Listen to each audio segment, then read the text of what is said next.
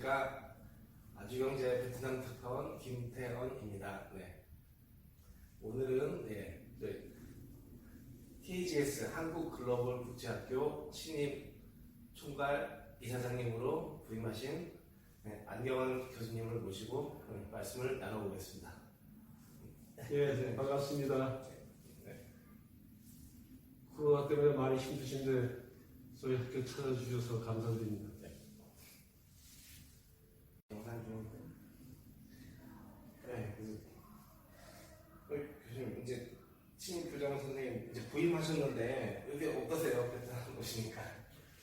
저는 1989년에 호지민 씨에 진출해서 외교관계가 수립되기 전인 때 와가지고 그 당시 아무런 정부도 없는 가운데서 수출 역군으로 고생을 한 적이 있었는데 5년간 근무하다가 94년에 귀국해서 다시 27년 만에 하노이로 와서 근무를 하게 돼서 아주 감회가 새롭습니다.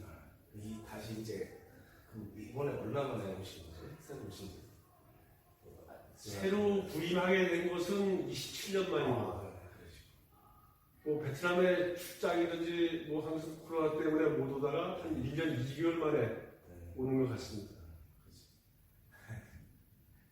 지금 코로나 상황이 베트남 상황도 다른 나라와 마찬가지인데 직접 시설 경기 겪어보시니까 어떠셨어요? 식사에도 많이 힘드셨을 것 같아요. 글쎄, 지금까지 살아오면서 자유를 빼앗기고 잘못한 것도 없는데 수감 생활을 할 수가 있는가, 있겠구나 이런 생각을 했는데 코로나라는 것이 역시 무섭기도 무섭구나 하는 걸 느꼈습니다. 하여튼 부임 다시 한번 축하드립니다. 네, 감사합니다. 그럼 이 한국국제학교, 한국글로벌국제학교 간단히 어떤 학교인지 좀 소개 좀 해주시겠어요? 한국글로벌학교는 2020년 9월 달에 현재의 교명으로 인가를 받아서 시작을 했습니다.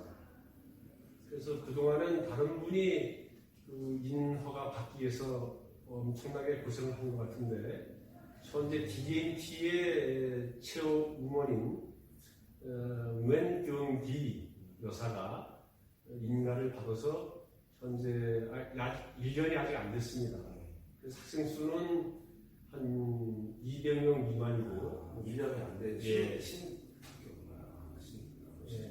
코로나 때문에 많이 귀국해서 못 오는 학생들도 있고 또 경제 형편이 안 좋아서 등록을 포기하거나 하여튼 여러 가지 이유로 학생 수가 지금 200명 미만으로 되어 있고 향후로는 금년 9월에 현재 공사가 다 끝나면은 호지민 씨에 추가로 개설할 예정이고 또 그것이 끝나면은 다낭에 또 하나 국제 한국 글로벌 학교를 개교를 할 예정으로 준비를 하고 있습니다. 그래서 주로 학생들이 한배 다문화 과정, 물론 교육 과정에는 다른 국적의 어린아이들도 초등학교, 중학교, 고등학교까지 교육 과정이 편성되어 있습니다만은 현재는 한국 학생 또는 다문화 가정, 한국 다문화 가정, 한배 다문화 가정 학생들이 주를 이루고 있습니다. 하노이, 호치민, 다낭, 중부, 북부, 남부, 중부 이렇게 베트남 전국을 아우르는 그렇습니다. 글로벌 이제 학교 체인이 되겠네요. 그렇습니다. 이제 막 부임하셨잖아요. 어떠세요? 지금 하노이 또 글쎄 1년 한 2개월 만에 와가지고 1년 2개월 마치 좀 익숙한데 어디 고향에 온 것 같은 기분도 들지만 코로나 때문에 많은 어려움을 겪는 것을 보니까 좀 빨리 코로나가 좀 사라졌으면 좋겠다 이런 생각을 좀 하고 또 학교에서 정년 퇴임한 이후에 내가 봉사할 자리를 찾았구나. 그래서 한국인 2세들이 해외에 나가면 피는 혈통은 한국 사람인데 한국 혼, 한국 정신 이런 한국 문화에 대한 정통성을 잃어버리게 되는데 어떻게 하면은 한국인으로서 한국을 되살리고 한국 문화와 전통을 이어갈 수 있는 2세를 양육시킬 수 있을까라는 것에 대해서 고민을 많이 해보고자 합니다. 좋은 지적이죠. 근데 2세들이 어디 이제 한배 가정도 요즘에 많고 네. 하다 보니까 한국적인 그런 자긍심을 키워주는 게 참 중요한데 그런 부분이 그렇습니다. 학교에서 많이 네. 좀 교육이 이루어져요. 네. 국제학교가 특히 한국자 관련 학교들은 많이 없다 보니까 네. 충분히 그런 부분이 있어요. 이제 본격적으로 지금 이제 수업이나 이런 학교는 다 지금 시작한 거죠. 코로나 휴교령은 끝났고. 예. 2월 말까지는 온라인 수업을 하다가 예. 최근에는 오프라인으로 학생들이 전부 다 학생 학교에 와서 예. 공부를 하고 있습니다. 앞으로 학교가 저도 응원을 많이 하겠습니다. 예, 감사합니다. 그럼 이제 학교 얘기는 이제 좀 차차하고 이제 교수님 워낙에 이제 베트남어 학과 또 나오시고 베트남 전문가셨으니까 네. 이제 저희도 이제 궁금한 것이 한배 관계나 여러 네. 그런 부분이 있는데 어떠세요 요즘에? 그러니까 요즘에 한국 베트남 관계를 이제 좀 우려한다, 걱정한다 이런 사람들이 또 많이 의견도 있고 이렇더라고요. 그래서 교수님이 또 한국에 계셨다가 또 베트남에 오셨으니까 어떻게 보시나요? 한국과 베트남의 외교 관계는 정상적으로 아주 베트남에 대해서 네. 부분적으로 잘 협력하고 있습니다만은 양 국민들 사이에 무슨 조금 앙금이 남아 있지 않나 이런 생각을 합니다.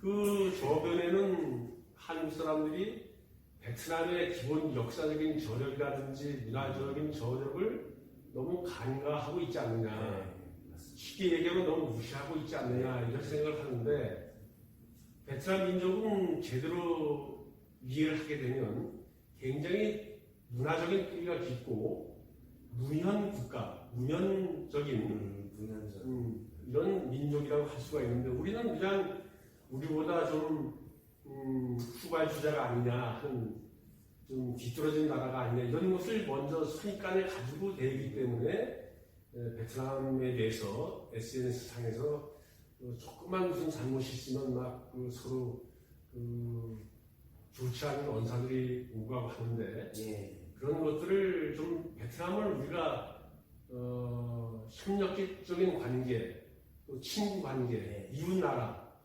또 한국에서 베트남의 여성들과 결혼하고 있는 가정들이 한 8만 명호가 되니까 사돈의 국가 이런 것을 생각을 한다 그러면 무분별하게 SNS 상에서 서로 험난하는 이런 상황은 벌어지지 않았으면 좋겠다 이런 생각을 합니다. 사실 저도 이렇게 취재를 하다 보면 우리가 이제 사회 문화적으로 봤을 때 상위 정치, 하위 정치 이렇게 나눴을 때 상위 부분, 흔히 말하는 외교 정치, 국방, 경제 이런 부분은 크게 문제가 없는데 전혀 문제가 없죠.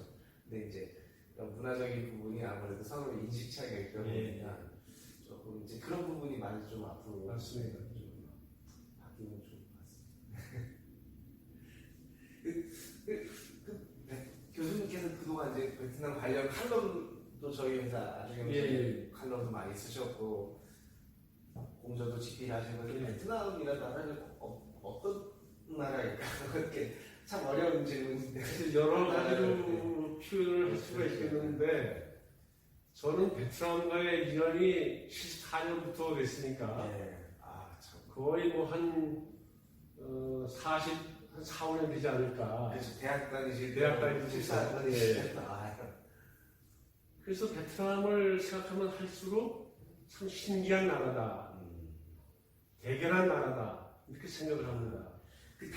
죄송한데 74년도에는 그러면 베트남이 그때 당시는 통일이 안 돼 있을 때. 아직 통일이 안 됐을 때. 전쟁은 1973년 1월 27일 파리 평화협정에 의해서 중단이 되었고 그 다음에 외국군이 철수하다 보니까 이제 남쪽에 힘의 공백이 생겼고 그 틈을 타서 후진 정부가 남쪽을 여기 말대로 해방을 시켰다, 통일을 시켰다.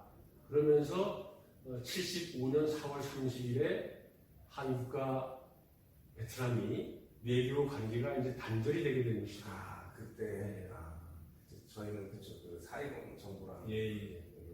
그러니까 제가 74년도 대학교 1학년 때는 아직 통일이 안 돼 있을 상황이었어요.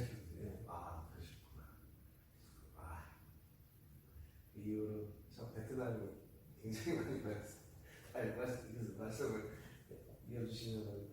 그래서 그 이후에 베트남하고 외교 관계가 통일이 되면서 우리나라와의 외교 관계가 단절이 되니까 양국이 서로 오고갈 수도 없고, 또 우리 베트남어과에 외국인 교수를 모시는 것도 쉽지가 않았고, 그래서 그때부터 1992년 12월 22일 외교관계가 수립될 때까지 17년 8개월, 약 18년간은 한국에서 베트남에 대한 연구가 굉장히 부족했던 시기였다.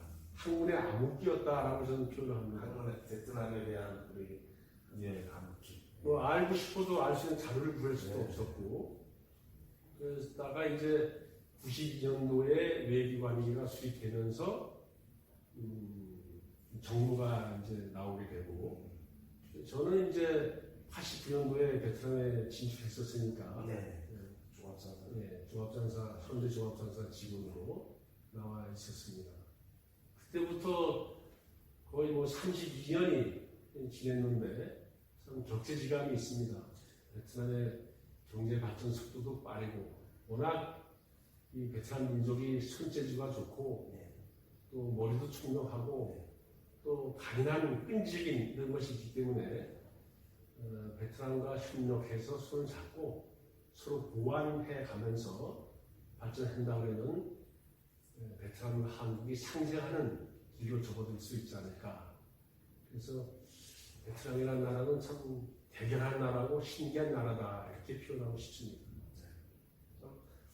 많은 분들이 또 베트남의 그런 여러 가지 색들을 말씀 많이 해주시더라고요.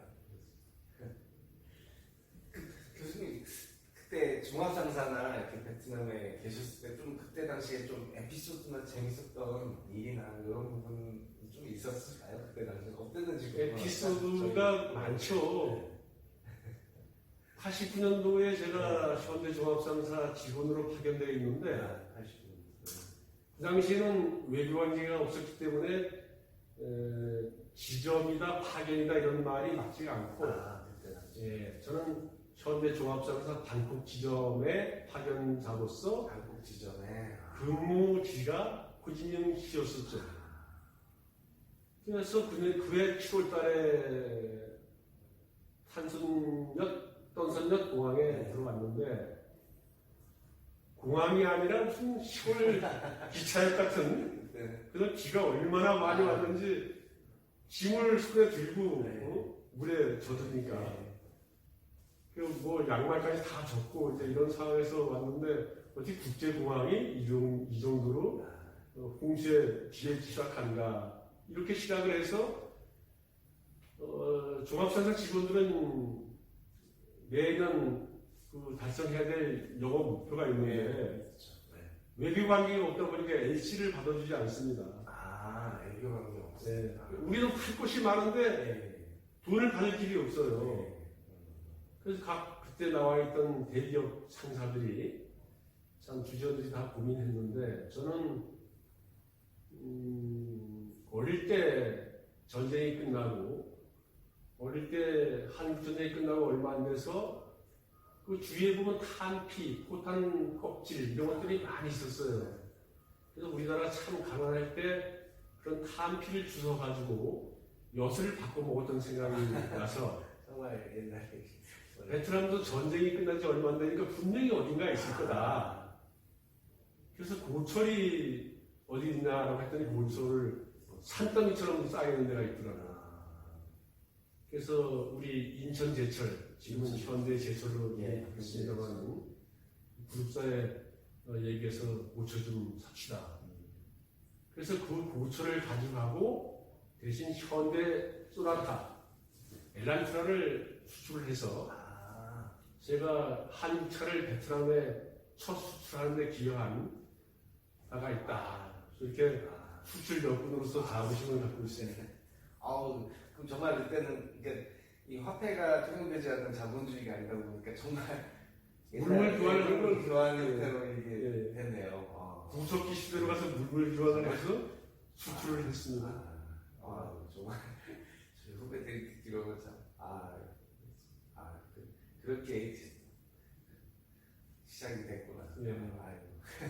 그래서 실적이 없다가 갑자기 물물 교환을 하다 보니까 사는 거, 파는 거, 영업 매출이 2배나 뛰어가지고 당시 과장 때인데 사장님으로부터 칭찬도 받고 플러스도 그에 많이 받았습니다.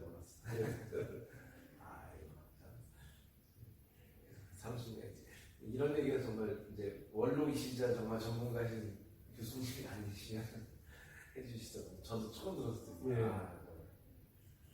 때 대부분 분들은 한 2000년대 이후로 오셔서 특히 이제 2007년 우리 기업이 그때 이제 여기 WTO 가입하고 그때 폭발 정도 많이 그렇습니다. 그 전에 이제 베트남의 상황이라고 설명해 주신 분들은 거의 이렇게 많이 좀 없으신 것 같아요.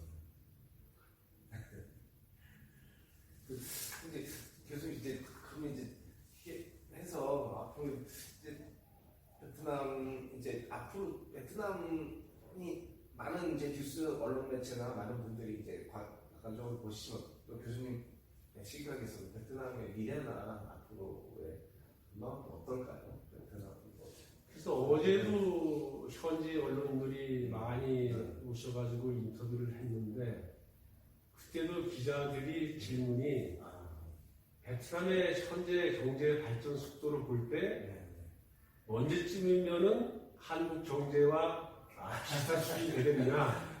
그 도발적인 질문에 현지 매체니까. 그래서 질문을 하는데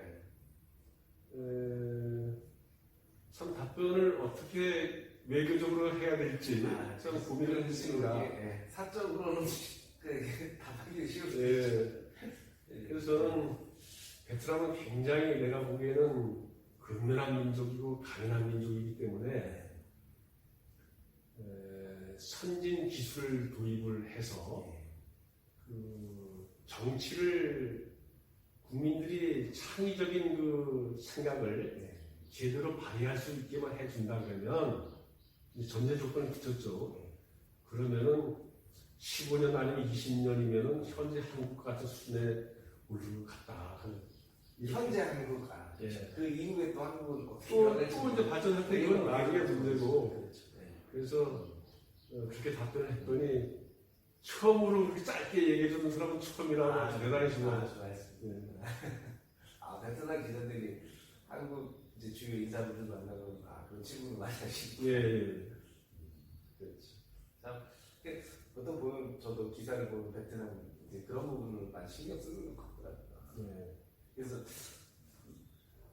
이후에는 베트남의 미래는 어떻게 좀 설명을 해주셨습니까? 베트남 미래는 뭐 말씀하신 대로 15년 끈질기게 전투적으로 우리 베트남이 3대 강국과 싸워서 이긴 나라인데 그런 전투 정신으로 한다 그러면은 한국의 경제를 능가할 수 있다. 그러려면 이제 전제 조건이 아까 말씀드린 대로 정치적으로 국민들이 창의적인 생각을 잘할 수 있도록 선진 기술 도입을 해서 협력하는 방향으로 나가야 된다. 그러면은 당신들이 얘기하는 두국 강령, 국가가 강하고 국민들이 잘 사는 이런 나라를 만들 수 있다. 그러면서 한강의 기적을 모델로 경제 발전 모델로 삼으려고 하는데 그렇게만 한다 그러면 홍강의 기적이 반드시 올 것이다. 홍강의 기적. 저는 그렇게 답변을 했습니다. 좋은 말씀. 오늘 교수님 참 좋은 말씀 감사합니다. 덕분에 찾아주셔서 감사합니다. 또 교수님 이제 더 더 하신 말씀은 또 차후에 기사에서 더 디테일하게 이제 만나볼 수 있도록 하겠습니다. 그럼 오늘 인터뷰 교수님 참 감사했습니다. 네, 감사합니다. 감사합니다.